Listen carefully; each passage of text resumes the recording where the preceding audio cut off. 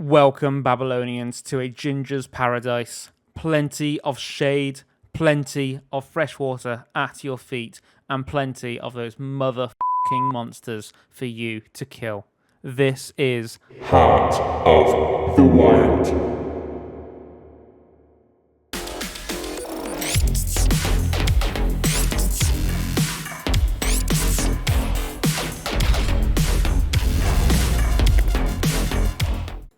Hello and welcome to Heart of the Wild, which is probably one of the longer, but still probably one of the easier expeditions to do. So if you're struggling with completing expeditions, this may be one for you to do.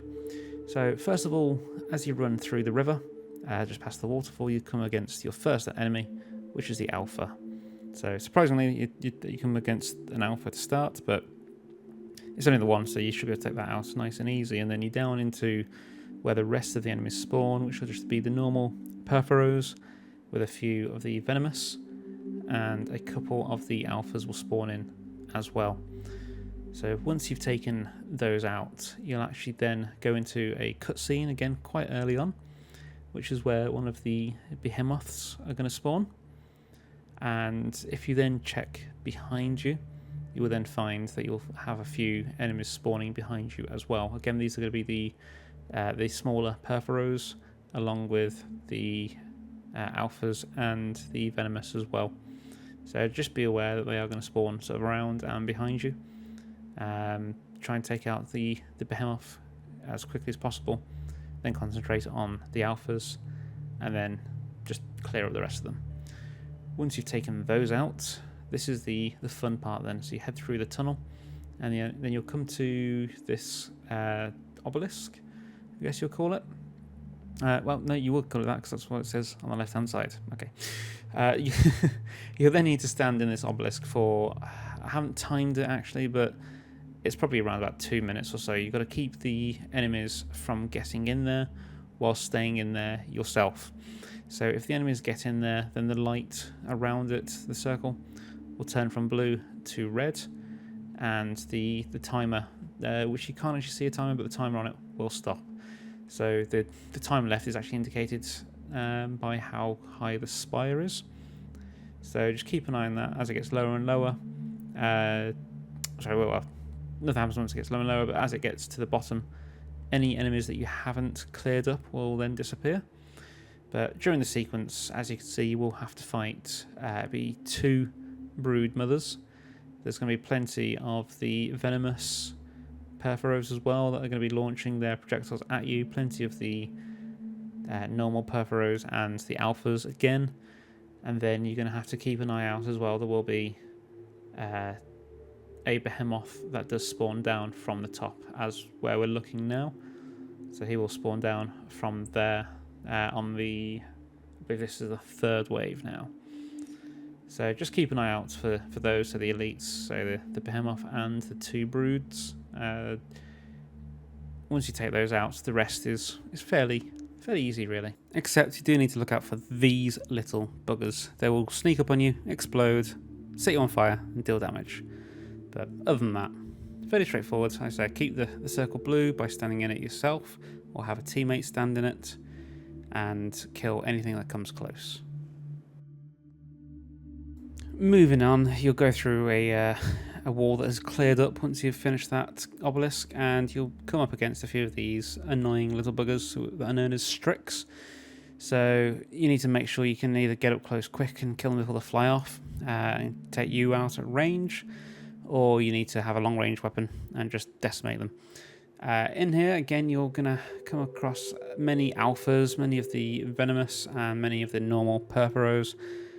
But you're also going to come up against quite a few of the crawlers. So they come slowly, to be fair. I think you start off with just the 1.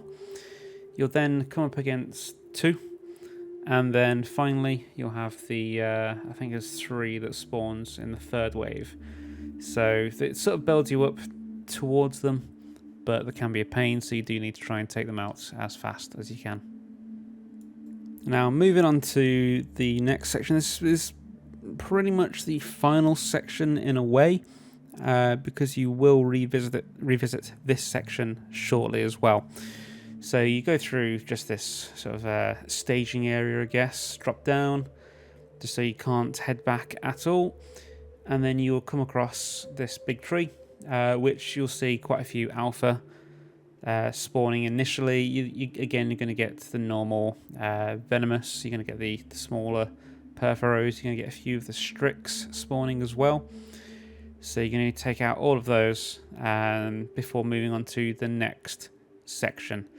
So what's the main focus here really? So take out the alphas as fast as possible. Obviously keeping the venomous at bay as well. They're ranged. And once you've cleared those initial spawns out, you will get another spawn coming in as well, which will again comprise of the normal alphas, venomous, and the normal perforos. But then during that spawn, or maybe into a third spawn actually, you will then get the replenishment of those plus a brood mother as well. So you've got to try and take her out along with the various spawns. So as long as you concentrate on her, get rid of her nice and quick, then you shouldn't have too much of a problem. Moving on then to almost a questionable cutscene. So you come to the drop pod, which seems to be attached to this tree. The tree, to me, looks like it might be a giant evil eye, as if the forest is watching you, maybe. But yeah, the drop pod then somehow moves from this tree to then being back to where we just came from. So we run around the corner, drop off a little ledge, and we're back into the same area that we were before. So with this, you're going to initially be fighting, again, just all the normals. I'm not going to mention who they are again. All the normals, plus this behemoth. So take out the behemoth quickly, because you're then going to have to face off with some crawlers as well as everything else. Plus, you're going to have the little fire spider babies that we showed before, which are bloody annoying. They catch you off guard. You get set on fire. You just got taking more damage than you'd want to. So keep an eye out on the minimap for them getting close to you as well. Just be wary that it's not always going to be 1 or 2 that come after you. You can get 3, 4, plus everything else as well. So you want to try and take as little damage as possible to try and focus on stopping them from getting to you.